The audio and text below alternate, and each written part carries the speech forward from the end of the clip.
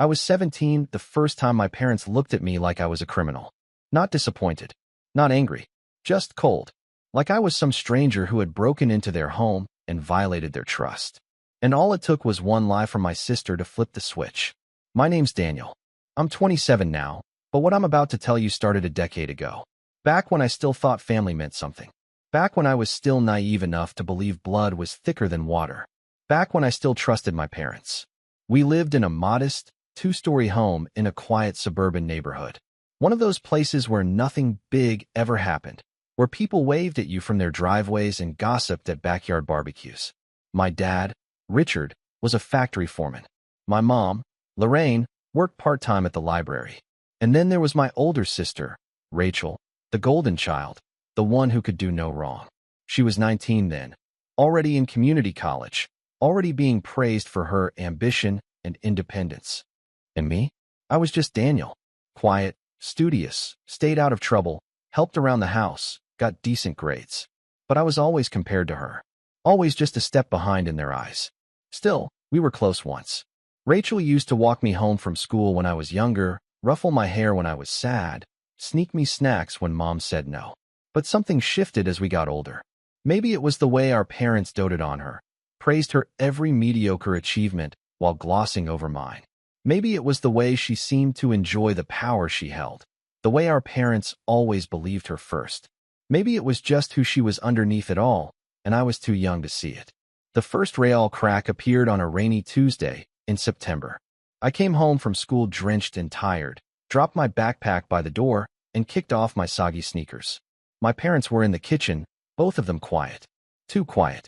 Rachel was sitting at the table, arms crossed, lips pressed tight. She looked up at me and gave me this look. Not angry, not scared. Just smug. Like she was waiting for a show to start. "Daniel," my mom said, not looking up from her mug. "We need to talk." That phrase. The classic harbinger of doom. "Okay," I said cautiously, my eyes darting between them. "What's going on?" My dad stood, walked over to the counter, and held something up. It was a small envelope. White. Torn at the top, my name scribbled on the front in blue ink. "I found this hidden in the laundry hamper," he said. "It's from my desk drawer. It had $300 in it." My stomach sank. "What? I've never seen that before." Rachel stood now too. "I told you," she said, voice calm and composed, like a practiced witness. "I saw him sneaking around the office last night. I didn't want to believe it, but I wasn't in your office," I said, heat rising to my face. "Why would I even take your money?" Mom finally looked up, her eyes heavy with disappointment. "We're not stupid, Daniel. You're the only one who would have known where Richard keeps his spare cash." "But I didn't." "Just admit it," Rachel interrupted, folding her arms tighter. "It's pathetic that you're lying. You've always been jealous of me. Maybe this was your way of getting even." That word, jealous, hit me like a slap. Jealous? Of what?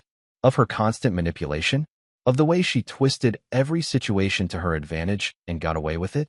"I didn't do it," I said again, this time quieter. Not because I doubted myself, but because I realized, in that moment, that it didn't matter what I said. The decision had already been made. That night, my parents didn't sit with me at dinner. Rachel smirked at me across the table while Mom and Dad ate in stony silence. My plate stayed untouched. By the end of the week, my dad had changed the locks on his office. My mom took away my laptop and said I couldn't be trusted. I wasn't grounded exactly. No one used that word, but the message was clear. I had broken their trust. I was no longer their son. I was a liability. Rachel, on the other hand, was showered with praise. "Thank you for being honest." It took courage to speak up. "You're such a good example for Daniel." I started spending more time at the library after school, claiming I had group projects just to stay out of the house. I knew I was walking on eggshells. I stopped asking for rides. I stopped speaking unless spoken to. I learned to make myself small. A month passed, then two. Eventually, the $300 incident faded from daily conversation, but the tension never did. The air in the house remained thick, quiet, and cold.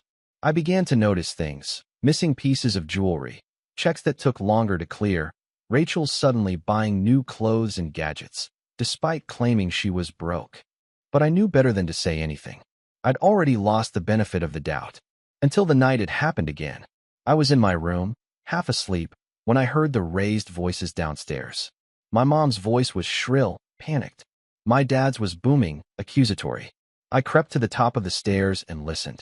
It was right there, my dad was yelling. The emergency envelope. I checked it last week. It had nearly $2,000. Rachel's voice was muffled, but I caught enough. I don't know what you're talking about. Why would I take it? Then Mom, we need to call the police. This is getting out of hand. I froze. Were they going to accuse me again? I patted down the hallway and leaned over the railing. Everything okay?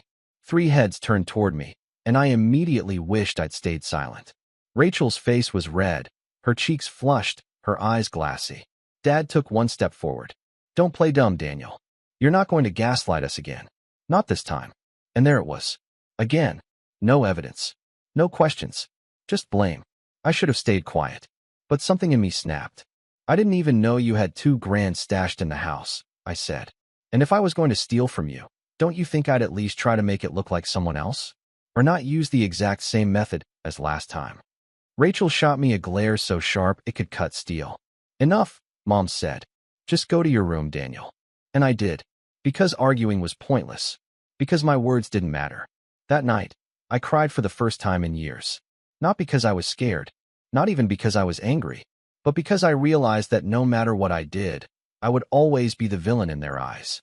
The scapegoat. The disappointment. I started to mentally count down the days until I turned 18. I had some money saved from tutoring jobs and odd gigs. It wasn't much, but it was enough to get a shared apartment and a used car. I just had to survive a few more months in that house. I didn't speak to Rachel again unless I had to. She kept her distance too, probably satisfied that she'd once again gotten away with whatever stunt she'd pulled. My parents didn't notice the tension. Or maybe they did, and just didn't care. But then, 1 week before my 18th birthday, something happened that shifted everything. Not publicly, not yet, but inside me. I came home late from work to find Rachel sitting in the driveway in her beat-up car, frantically texting on her phone. I almost walked past her without saying a word, but she rolled down the window. Hey, she said, her voice different, less smug, more desperate. Can you lend me $50? Just until Friday. I stared at her, my expression blank. You want me to give you money? After everything. She blinked. Oh, come on. Don't be dramatic. It's just 50. I said nothing. She huffed. You still mad about that stupid money thing? You seriously need to grow up, Daniel. I leaned in a little, lowered my voice. Did you take the money from Dad's drawer? And the emergency envelope? She paused. For half a second, her eyes flicked away, and then she scoffed. Please. You think I'd be dumb enough to leave a trail? She didn't even deny it. Not really. I stood there, frozen, the night air suddenly colder. That was the moment I decided I was done being quiet. Done playing the scapegoat. I didn't know how or when. But I knew one day, I'd make sure the truth came out. And when it did, I wouldn't just get an apology. I'd get justice. And that justice would begin the moment they needed me most. I didn't say anything to Rachel that night. I just turned and walked into the house, quietly closed the door behind me, and sat on the edge of my bed in the dark, replaying her words in my head. You think I'd be dumb enough to leave a trail? Not a confession. Not quite. But it was close enough. And more than anything, it confirmed what I had been suspecting for years. She was behind the missing money. She'd been manipulating our parents, lying through her teeth, and somehow turning it all on me. And worse, they believed her. Every single time. Over the next week, I began packing what little I owned. Not in boxes, that would have drawn attention. Just little by little. Clothes stuffed into a duffel bag. My notebooks and tutoring materials neatly arranged in my backpack. The few personal keepsakes I had were tucked into the lining of my jacket. My plan was simple. Turn 18, take the job I'd been offered at a computer repair shop downtown, and move into the room a friend's cousin had available for rent. I didn't expect a goodbye. I didn't want one. My birthday came and went with almost no acknowledgement. Rachel gave me a half-hearted happy birthday at breakfast without looking up from her phone. My mom asked if I wanted leftover lasagna from 2 nights ago. Dad didn't even speak to me that morning. No cake. No card. No family dinner. Just silence, like I'd already stopped existing in their eyes. Fine by me. That afternoon, while they were both out running errands, I grabbed my things and walked out the front door without a word. The moment I stepped off the porch, I felt lighter. Like I could breathe for the first time in months. Maybe years. Life on my own was rough at first. The room I rented was barely big enough for a mattress and a fold-up desk. The walls were thin, the water pressure weak, and the rent ate up more than half my paycheck. But it was mine. No judgment. No accusations. Just quiet, blessed freedom. I didn't speak to my family for nearly 3 years after that. Not because I was being petty. Okay, maybe a little. But mostly because I needed space to become someone else. Someone who wasn't defined by their disappointment. During that time, I worked my way up from repairing cracked laptop screens and removing malware to actually building custom systems and managing the store's small team. I started taking community college courses in the evenings, mostly IT certifications, and even picked up freelance work on the side. My boss liked me. My clients trusted me. And for the first time in my life, I trusted me. But then, out of nowhere, came the message that dragged me back into their orbit. It was a Tuesday night. I had just finished helping a small business owner recover a nearly corrupted hard drive, and I was walking home, feeling pretty good about myself, when my phone buzzed. Unknown number. Hi, Daniel. It's Mom. I know it's been a while, but we really need to talk. Please call me. I stopped in the middle of the sidewalk, rereading the message over and over. My heart started racing, not with excitement, but with something darker. Dread. Confusion. A flicker of hope I tried to immediately squash. I didn't reply. A few days later, another message came in, this time from Rachel. Hey, I think Mom and Dad want to apologize. They're going through some stuff. Just talk to them. It's been long enough. The nerve. Apologize?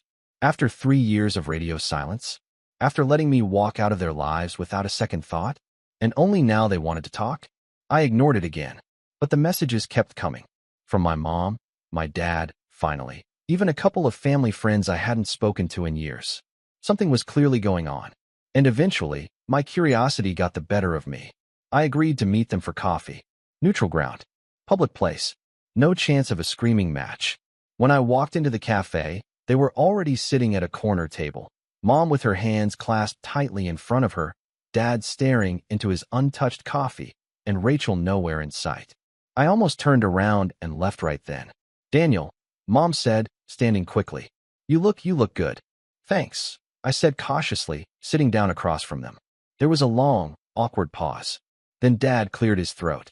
We owe you an apology. I raised an eyebrow. That's new. He winced. We were wrong. About a lot of things. Mom jumped in. Rachel, she's not the person we thought she was. And just like that, it all came spilling out. Turns out, Rachel had been stealing from them for years. Not just the envelope incidents, but bigger things too. She'd taken credit cards out in their names, racked up debt, pawned family heirlooms, lied about tuition payments, and spent the money on trips with her boyfriend. It all came to light when the bank called about a foreclosure warning they'd never seen coming. She told us you did it, Mom said quietly, tears in her eyes. And we believed her. I don't know why. I guess we didn't want to see the truth. I sat there listening. Part of me wanted to scream. Part of me wanted to cry. But most of me just felt empty. Like I'd waited years for this moment, and it somehow meant nothing now. We're sorry, Dad said again. We were fools. I looked at them. Really looked at them. They looked older, more tired. Worn down. What do you want from me? I asked finally. They exchanged a glance. We need help, Mom said. Financially. Of course. And there it was. The real reason they reached out. Not because they missed me. Not because they wanted to rebuild the relationship. But because they were broke, desperate, and I, the son they cast out, was now their best chance. I didn't answer right away. I told them I needed time to think. And I walked out. That night, I dug through my cloud backups and pulled out the old voice memo app one used to use on my cracked iPod Touch. I remembered recording a few things back in the day, back when I felt like I needed proof of my side of the story. Just in case. And sure enough, there it was. A scratchy, low-quality recording from my room. Rachel's voice, as clear as day. You seriously think I'd be dumb enough to leave a trail? Please. If they want to keep handing me money and blaming you, that's their problem. I stared at the screen, my heart pounding. I tried to warn them. Subtly. Carefully. Years ago, I'd left a note in Dad's desk drawer with suspicions about Rachel's spending habits, after the second time I got blamed. I'd even emailed Mom once anonymously with screenshots of Rachel's public Venmo transactions showing expensive brunches and shopping trips. They never listened. But I kept the receipts. All of them. And now they were begging me for help. I smiled for the first time that day, because I finally had something they couldn't ignore. I didn't sleep that night, not because I was stressed, far from it, but because I couldn't stop replaying every single moment from the last decade. Every lie, every sideways glance, every time I came home to cold stares and slammed doors. Every instance where I second-guessed myself and wondered if I was the problem. And now, the same people who once looked at me like I was something they scraped off their shoe were sitting in a cafe begging me for help. The irony was almost poetic. I stared at the dusty old iPod Touch resting on my nightstand. That single recording, it wasn't enough to burn everything down, but it was something. It was proof. Not for them. They already knew the truth now. But for me, it proved I hadn't imagined it. That I wasn't crazy. That the years of exile and silent treatment weren't the result of a misunderstanding. It was all real, and I had survived it. But I wasn't interested in revenge. Not yet. First, I had to rebuild what they tried to destroy. After our reunion, I ignored their follow-up texts. They sent a few more messages over the next week. Long, desperate paragraphs about their financial situation, how they were at risk of losing the house, how Rachel had run off after being confronted. No apologies anymore, just subtle guilt trips laced between pleas for help. But I had my own life to worry about. The truth was, even though I'd found a semblance of stability since leaving, I wasn't exactly thriving. I was still in that tiny room, still juggling work and classes, still eating too many instant noodles and skipping dentist appointments. I was proud of how far I'd come, but it wasn't enough. Not for what I wanted, not for what I deserved. So I made a decision. No more just surviving. It was time to build. I started with my job at the computer repair shop. My boss, Brian, had always liked me, said I had a good head for problem solving and didn't panic under pressure. He also mentioned, more than once, that he was looking to expand. One evening, after closing up, I stayed behind and pitched him a plan. Let me take on the mobile clients, I said. Small businesses, home calls, on-site support. You don't have the time, and I've already built a good rapport with half the people who walk in here. Brian leaned back in his chair, skeptical. You want to go freelance? No, I said. I want to start something under your brand. A branch. I get a cut, you get the expansion. Low risk for you, and I do the legwork. He rubbed his chin for a long time before nodding. You put together a plan, and we'll talk. That weekend, I skipped my usual downtime and built a proposal. Pricing tiers, marketing strategies, service outlines, the works. I even built a basic website and designed a logo using a free trial on a design site. Brian was impressed. Within a month, I was taking calls directly, setting appointments, walking into offices and homes wearing a navy blue polo with our logo embroidered on it. I bought a used hatchback, organized a mobile toolkit, and spent evenings polishing up the website and writing blog posts for SEO. The work was exhausting, but it was mine. And slowly, the money started coming in. Not a flood, but enough to start saving. I moved out of the cramped room and into a small studio apartment. Nothing fancy, but it had a real kitchen and a balcony that caught the afternoon sun. I bought a second-hand couch, a real desk, and even a tiny espresso machine. Small luxuries that felt like monuments. Around the same time, I finished my certifications and started bidding on larger freelance contracts. Network setups, server management for local shops, cybersecurity audits for clinics and law firms. I was always honest about being a solo operator, and people respected the hustle. Still, I kept to myself. No social media, no family updates, no old friends, just the grind. And then, one day, I got a message I wasn't expecting. From Rachel. It was short. Too short. I know you hate me. I don't blame you. But I need your help. I stared at the screen for a while. Part of me wanted to delete it. Another part wanted to reply with a string of insults I'd been mentally drafting since I was 17. But instead, I did nothing. I left her on read. Over the next few days, I got more messages from unfamiliar numbers. Clearly burner phones. All variations of the same theme. Please talk to me. I'm sorry. It wasn't supposed to go that far. I'm in a bad place. I have nowhere to go. I didn't respond. Until one message stood out.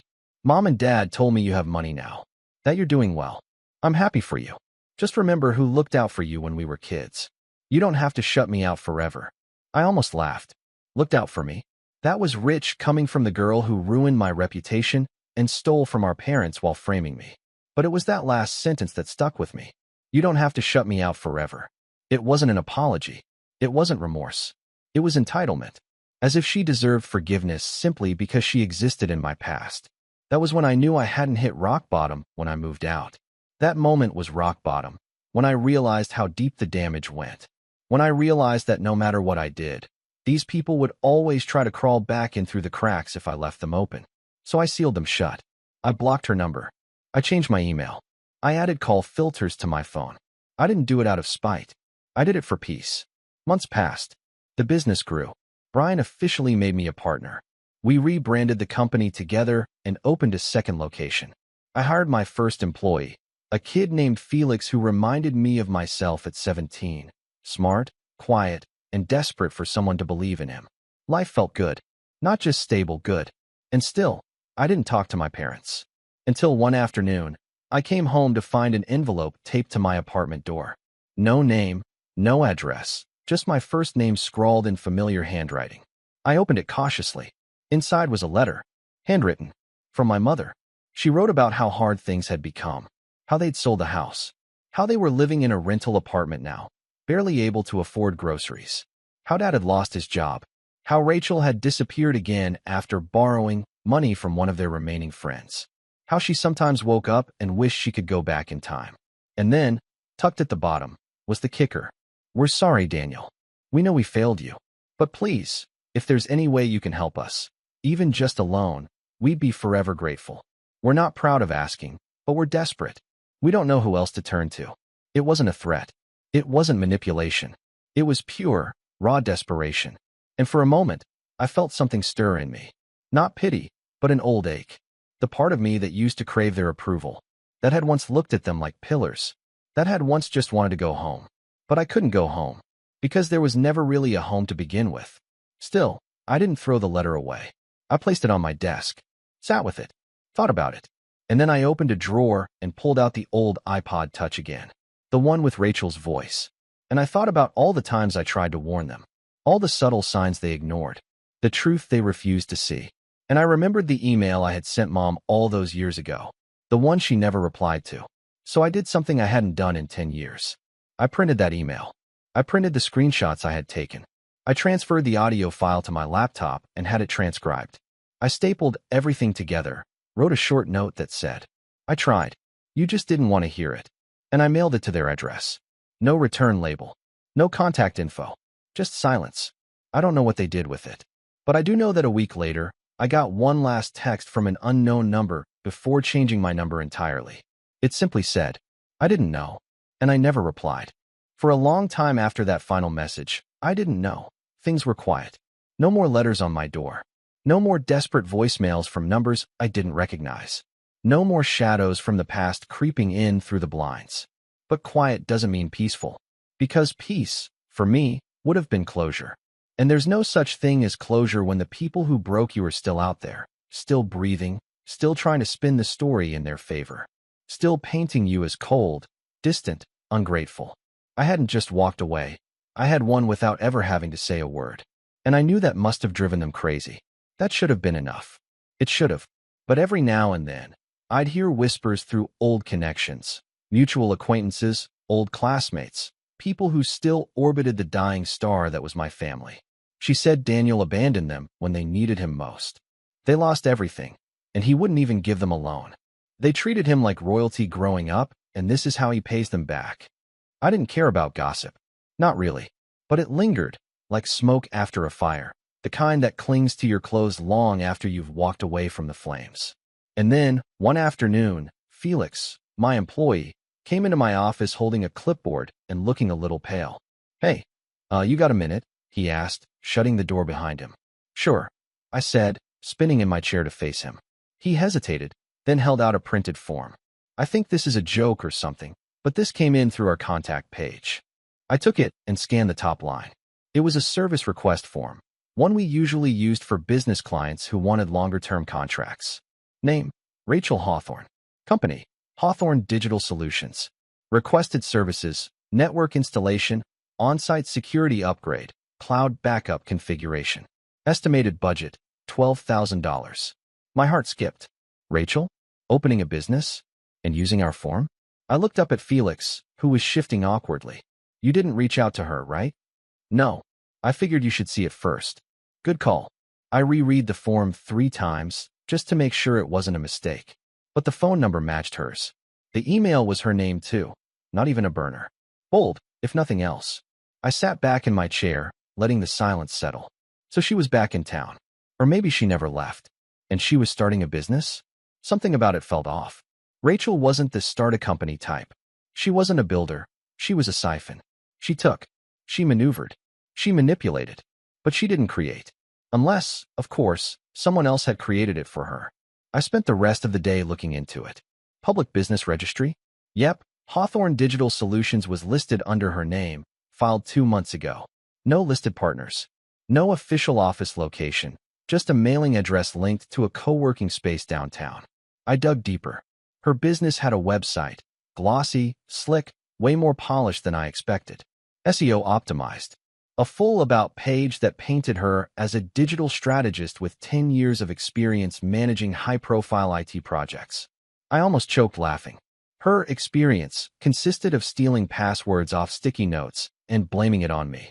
But the part that really got my attention? Her client list. Most of them were vague. Local marketing firms, healthcare consultants, retail technology systems. No names. Except for one. Midstate Logistics. That name I recognized. They were one of the bigger contracts I'd been pursuing for nearly a year. A regional shipping company that needed a full-scale IT overhaul. We'd had coffee, meetings, sample quotes. And then, radio silence. Now I knew why. They'd chosen her. That's when the switch flipped. Because this wasn't just Rachel being Rachel. This was Rachel stepping into my world. My turf. And I knew her. I knew she'd never been able to land a contract that size without someone else's help. And I knew exactly whose name she must have dropped to get it. Mine. I leaned back in my chair and whispered to myself. You just opened the wrong door, Rachel. Because I wasn't 17 anymore. And this time, I had leverage. The next day, I started planning. Step 1. Verify how she got the contract. I reached out to a contact I still had at Midstate, an old classmate named Eliana who worked in procurement. We weren't close, but we kept in touch here and there. I sent her a casual message. Hey, I saw Hawthorne Digital landed your IT contract. Just curious. I thought we were still in talks. Her reply came 15 minutes later. Hey Daniel. Yeah, honestly, I was surprised when your name didn't come up in the final quote. Rachel mentioned you two were still professionally linked, and that she'd be representing your branch. Thought it was a weird setup, but her quote came in lower. I stared at the screen. Professionally linked. She used my name. I felt the anger rise again, but I kept it in check. Thanks. That helps a lot. Just clearing up a miscommunication. Eliana replied with a thumbs-up emoji. Step 2. Gather receipts. I pulled all my past correspondence with Midstate. Quotes. Emails. Meeting notes. Timestamped PDFs showing my name and logo. All dated before Rachel even filed her business paperwork.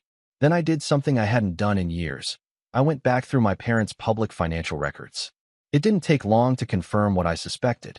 After selling the house, they received a settlement from a lawsuit, something about workplace injury and a botched insurance payout.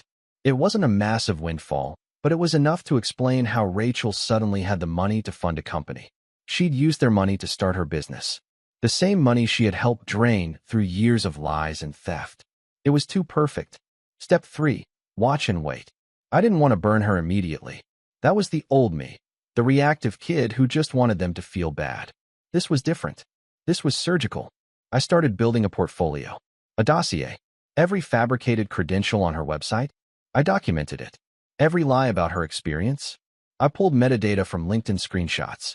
I even found an old resume she'd sent to a temp agency that contradicted the timeline she was currently selling. I also hired a virtual assistant to pose as a small business looking to work with Hawthorne Digital. She recorded the entire Zoom consultation. In it, Rachel mentioned me by name at least twice. Oh yes, I modeled our packages after some work I did with my associate Daniel. We've handled several high-end clients together. The kicker? She sent over my sample contract. The one I'd written. Word for word. I had everything I needed. And I was still just getting started. I waited exactly 3 weeks before I made my move. Not because I needed more time to prepare. I already had everything. The files. The audio clips. The fake consultation recording. The proof that Rachel had stolen my work, used my name, and defrauded a company into hiring her under completely false pretenses. No, I waited because revenge is best served cold, but also slow. It needed to simmer. And Rachel? She had no idea the pot was even on the stove. She kept growing bolder, too. Posting selfies on LinkedIn, acting like a corporate queen.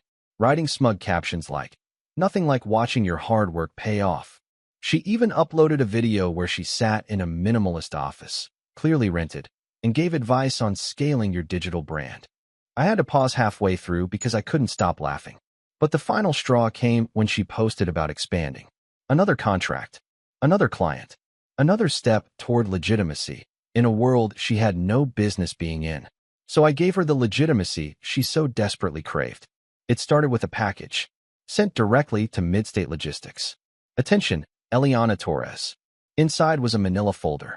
No branding, no note, just proof. Proof that the resume Rachel had submitted was fabricated. Proof that her quote was plagiarized. Proof that she had never worked with me. In fact, quite the opposite. Transcripts of old voicemails she left me when she was desperate for money. Audio of her casually admitting to lying and stealing. And a signed affidavit from me, stating that I had no affiliation with her company, had never granted permission to use my name or materials, and had evidence of intellectual property theft. I didn't need to add commentary. The facts spoke for themselves. I sent a similar folder to 2 other companies listed on her website. One of them emailed me the same day. Short and to the point. "Thank you for bringing this to our attention. We will be conducting an internal review immediately. Please let us know if you are willing to speak further on this." I wasn't finished. I sent the final package to a small business watchdog group that ran a newsletter for local companies. They had a section titled Spotlight on Fraud, where they exposed dishonest vendors and companies for misleading claims, fake certifications, and deceptive practices. I made sure to include a USB with side-by-side screenshots of Rachel's website and mine, highlighting where she'd copied my layouts, word-for-word blurbs, and pricing structures. And then I waited. 1 week later, everything unraveled. I found out from a mutual connection, a guy who used to run SEO campaigns for us and had since moved on, that Rachel's name was being passed around in local tech circles. Not in a good way. One of her new clients had pulled out. Another had requested a refund and reported her to the Better Business Bureau. And Midstate? They didn't just cancel the contract. They blacklisted her. Publicly. They issued a statement to vendors warning about a consultant who misrepresented their credentials, falsified project experience, and engaged in deceptive contract practices. They didn't name her, but everyone knew. 2 days later, Hawthorne Digital Solutions' website was taken down. Her LinkedIn profile vanished. Her business email started bouncing. She was disappearing, or at least trying to. But I wasn't done yet. Because while Rachel's crash was satisfying, there were still 2 people who had spent nearly a decade believing her lies. People who threw me out, dismissed me, and came crawling back only when they needed help. I hadn't spoken to my parents since mailing that envelope, the one filled with proof that I'd been trying to warn them all along. I hadn't planned on contacting them again. But then I received an email. It was from my dad, sent to my work inbox, which wasn't publicly listed. Subject: "We understand now. Daniel, we've seen the news about Rachel.